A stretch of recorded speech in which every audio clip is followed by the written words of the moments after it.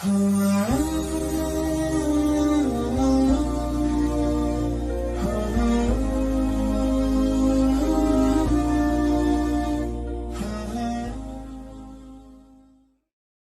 kalau kita bicara akhir zaman dengan diutusnya Rasulullah SAW, maka itulah sudah masuk dalam ruangnya akhir zaman itu. Ya, cuma kita belum katakan berakhirnya zaman, kita baru katakan akhir zaman. Ya, artinya apa? Kita berada di penghujung kehidupan dunia, ya, dan akan dekat ke akhir kehidupannya, artinya selesai di dunia ini, karena dengan risalah selesai, maka tinggal umat menjalani sampai batas yang Allah tentukan.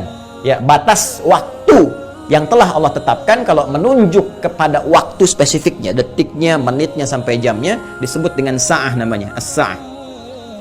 Ya. Nanti di periode ini ada kejadian-kejadian, ya, di mana segala hal bisa muncul, ya, bisa terjadi banyak hal, nanti kita sebutkan, baik itu nanti huru-hara, baik itu banyak musibah, baik itu nanti selesai kehidupan, wafat, bangkit, sesuatu terjadi. Sesuatu yang banyak terjadi, bangkit, dan sebagainya disebut dengan qiyamah namanya. Ya, asalnya qiyam, sifatnya ditambah ta disebut dengan qiyamah. Karena itu nanti peristiwanya disebut dengan yaumul qiyamah. Yaumul qiyamah. Ya. Nanti ada surah Al-Qiyamah, surah ke-75, gitu kan? La uqsimu biyaumil qiyamah. Ini peristiwanya. Tapi kalau kita ingin menunjuk kepada waktunya spesifik, ya, berakhir nih waktunya, selesai, sehingga terjadi kiamat yang dimaksudkan, kita serap ke dalam bahasa Indonesia menjadi kiamat, ya, berakhir waktunya disebut dengan sa'ah.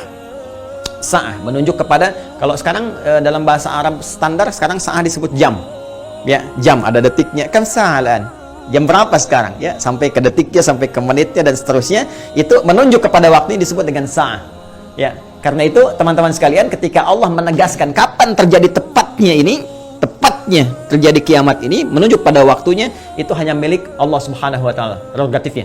Ya, karena itu di Quran surah ke-31 Luqman, di ayat ke-34, ayat terakhir, hal pertama dari 5 hal yang menjadi hak prerogatif Allah, kalimatnya langsung menggunakan kata sa'ah. Innallaha 'indahu 'ilmus sa'ah. Ini kalimatnya menggunakan apa? Sa'ah.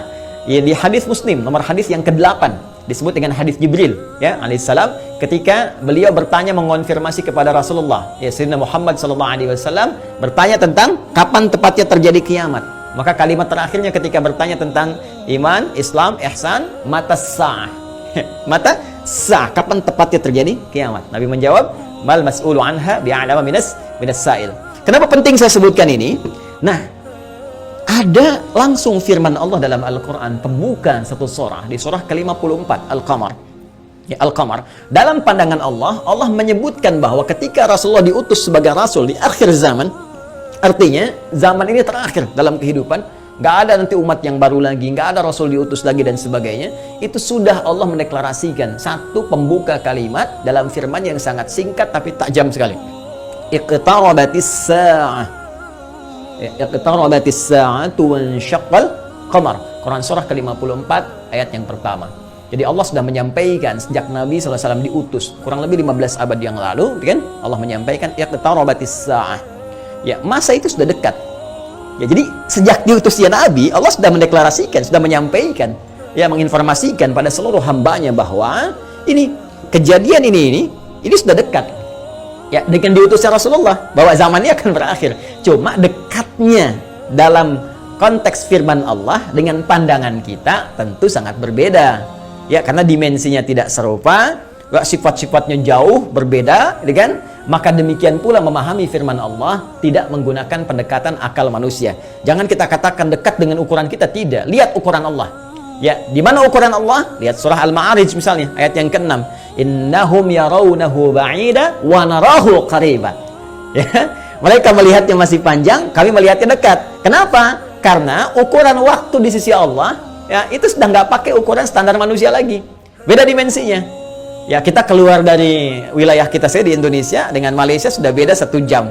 Ya, kita bisa ke Amerika, ke Kanada, itu sudah beda terbalik. Bisa di sini siang, sana malam. Ya. Baik, jadi apalagi kita ukur dengan konteks kehidupan akhirat. Ya, ya, ketika Allah berfirman dengan kita di sini, ya, antara kehidupan di luar bumi, di langit saja misalnya, itu yang sudah tidak ada gravitasi lagi, sudah gravitasi 0, itu perbedaan waktunya sudah berbeda jauh. Makanya ketika Al-Quran menginformasikan fi yaumin kana miqdaruhu alfa sanatin mimma ta'udun, ya ada 1 tahun bisa beda 1000 tahun. Dalam konteks orang dihukum di neraka bisa setahunnya, seharinya serasa 50.000 tahun, sehari bisa 1000 tahun.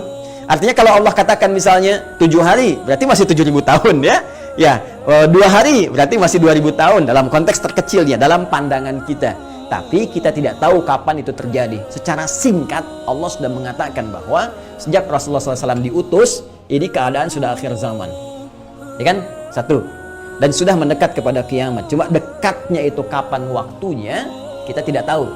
Dalam pandangan Allah dekat, dalam pandangan kita ngitung dari masa Nabi ke sini masih 15 abad, belum kiamat juga. Ya kan? Sekarang belum kiamat juga, makanya jangan tanya tentang waktunya. Ya, yang ditanya persiapan kita apa? Ya, kalau Anda bertanya tentang waktu pada sesuatu yang sudah diatur, kaidah mengatakan sesuatu yang sudah diatur jangan banyak ditanya lagi. Nanti menjadi semakin tidak teratur keadaan Andanya. Ya, matahari terbit dari timur, tenggelam di darat. Masih Anda tanya kenapa terbit dari timur? Itu kurang kerjaan. Ya, kurang kerjaan.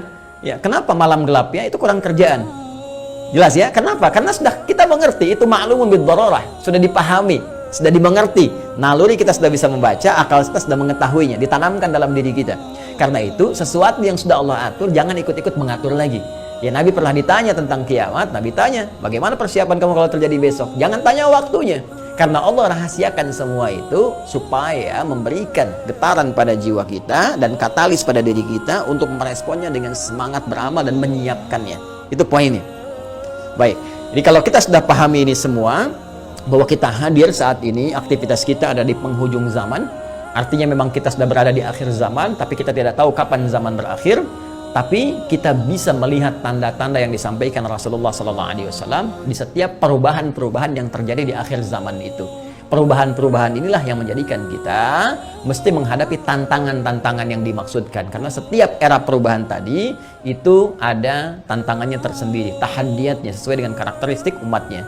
Nah, pertanyaannya, apa yang diinformasikan oleh Rasulullah di zaman beliau berupa tantangan-tantangan sampai perubahan-perubahan setelah masa-masa beliau kemudian wafat, bagaimana prediksi-prediksi yang disampaikan oleh para sahabat, ini yang coba kita uraikan. Dan di antara uraian itu ada yang teman-teman sebut dengan petaka-petaka, ada yang kita istilahkan dengan musibah-musibah. Seperti apa musibah yang digambarkan itu di setiap waktu-waktu yang berganti sepeninggal Nabi SAW, itu yang coba kita turunkan. Lalu kita akan mengaji bagaimana Nabi memberikan petunjuk kepada kita dengan izin Allah Subhanahu wa Ta'ala, saking sayangnya kepada kita, supaya setiap umat yang mengalami masa-masa itu lulus menghadapi ujiannya. Itulah rahman Allah Subhanahu wa Ta'ala. Itulah diantara sifat Rasulullah yang disebut dengan rahmatan lil alamin. Saking cintanya kepada seluruh pengikut beliau, umat beliau, maka beliau memohon kepada Allah diberikan petunjuk oleh Allah, begini, setiap era ini nanti akan ada begini. Nanti kamu akan hadapi begini, begini cara menghadapinya, begini cara menjaganya. Kalau kita lakukan itu dengan baik, maka Allah akan menyelamatkan kita dari keadaan-keadaan yang dimaksudkan dan lulus kita ujian sampai kita menghadap kepada Allah Subhanahu wa Ta'ala. Kehidupan ini sebentar. Ya, sebentar. Jadi kalau kita terlampau banyak mainnya, sayang. Ya, pada akhirnya kan selesai. Karena itu patut kita menata diri dengan baik supaya maksimal kita bisa hadapi. Nah, mari kita turunkan. Kalau sudah paham ini, mohon maaf ya, saya izin hapus dulu. Bismillah. Saya berikan kesimpulan dulu sejenak. Jadi jangan lantas nanti diartikan akhir zaman, kiamat gitu kan. Padahal kita juga sedang di akhir zaman sekarang. Dan Rasulullah diutus Rasul akhir zaman. Sekarang kita ustadznya ustadz akhir zaman gitu kan. Dan kalau ada presiden akhir zaman, menteri akhir zaman, dia lurah akhir zaman. Termasuk juga sekolah-sekolah akhir zaman dan sebagainya. Tapi zaman itu sampai berakhir seperti apa tahapan-tahapannya, bagaimana ujiannya. Itu yang kita lihat. Ya. Ini kesimpulan pertama, 1 tentang akhir zaman sudah kita bahas. Ya, adalah satu era terakhir, ya, era terakhir dari umat manusia yang beraktivitas, ya kan, di bumi. Ini ya, era terakhir dari umat manusia yang beraktivitas di bumi. Jelas ya? Nah, ditandai dengan diutusnya Rasul terakhir, yaitu Rasulullah Sayyidina Muhammad sallallahu alaihi wasallam, kan? Sallallahu alaihi wasallam. Nah, kemudian karena siap Rasul itu membawa petunjuk, juga diberikan petunjuk berupa hudan terakhir. Nah, itu berupa Al-Quran. Karena Al-Quran pun ketika diturunkan Allah menyebut dengan hudan. Buka Quran surah kedua Al-Baqarah di ayat 185. Syahrul Ramadan alladzi unzila fihi al-Quran hudan linnas. Ya, hudan linnas wa bayyinatin minal huda wal furqan. Baik, sekarang dari sejak diutusnya Rasulullah sudah masuk akhir zaman, bagaimana perjalanan? Nah, kalau kita turunkan dari sini di masa Rasulullah SAW, Rasul ya SAW sampai dengan kita sekarang, ya. Sampai kita sekarang di masa kini kurang lebih ada sekitar 15 abad.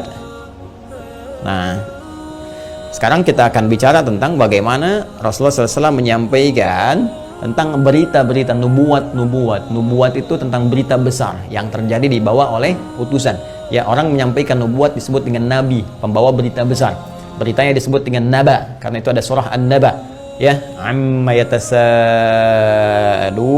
'anin naba'il 'azim, ya. Nah, ini nanti ada nubuat-nubuat beliau yang disampaikan kepada para sahabatnya, terlacak sampai dengan ke kita tentang peristiwa-peristiwa yang terjadi di masa-masa sampai mendekat kepada waktunya berakhir, as-sa'ah, ya, as-sa'ah. Ya. Ini karena akhir di sini akhir selesai gitu, nggak bisa ditulis lagi, dan karena kita di sini ya dekat ya, tapi kan nggak tahu masanya kapan. Jadi kurang lebih ginilah ya, supaya agak ngeles sedikit bahwa papan tulisnya udah nggak cukup. Jadi gini ya, teman-teman sekalian, saya turunkan ke sini. Baik, sekarang saya beri contoh begini misalnya. Ya, ini hadis yang populer saja, saya langsung ambil dari hadis riwayat Muslim. Hadis riwayat Imam Muslim. Ya, nomor hadis yang ke-8. Nanti ada bab tentang iman, Islam dan ihsan. Ya, dikenal juga dengan hadis Jibril dan banyak dikutip oleh para ulama, termasuk juga Al-Imam An-Nawawi dalam Al-Arba'in. Dari 42 hadis beliau mengutip ini, teman-teman sekalian, di hadis yang kedua setelah innamal a'malu binniyat masuk hadis ini. Ya, an Abi Hafs Umar bin Khattab radhiyallahu taala anhu, qala bainama nahnu julusun 'inda Rasulillah sallallahu alaihi wasallam, ittala 'alaina rajulun shadidu bayadis thiyabi, shadidus sawadis sa'ari, la yura 'alaihi atharus safari. Nah, kemudian setelah itu dia datang kepada Nabi sallallahu alaihi wasallam, fajalasa ila Nabi sallallahu alaihi wasallam, fasnada rukbatayhi wa wada'a kaffayhi ala fakhidhihi, faqala ya Muhammadun akhbirni 'anil Islam, dijawab oleh Nabi, akhbirni 'anil iman, dijawab oleh Nabi, akhbirni 'anil ihsan, dijawab oleh Nabi, terakhir kemudian mata sa'ah. Ya, bertanya tentang tanda-tanda as-sa'ah. Kapan ini ya terjadi tepatnya kiamat? Nabi menjawab, mal mas'ulu anha bi'alam min as-sa'il. Ya, tidaklah yang ditanya lebih tahu daripada siapa yang bertanya. Ya, tidaklah yang ditanya lebih tahu daripada yang bertanya. Jadi yang ditanya Rasulullah SAW ini kan Jibril, dekat dengan Allah. Allah Subhanahu Wa Taala berikan wahyu lewat Jibril sampaikan kepada Rasulullah. Tentunya ya malaikat Jibril lebih tahu dibandingkan dengan saya. Ya, ini juga pertanda ada dua hal. Pertama, pertanda ujian yang disampaikan malaikat kepada Nabi Muhammad supaya tidak mengarang sesuatu di luar apa yang Allah wahyukan kepadanya. Dan ini membenarkan risalah Nabi Muhammad SAW. Yang kedua juga salah satu pertanda bagaimana ta'zimnya, ya, kagumnya malaikat Jibril kepada Nabi Muhammad karena merasa Rasulullah lebih dekat dengan Allah Subhanahu Wa Taala.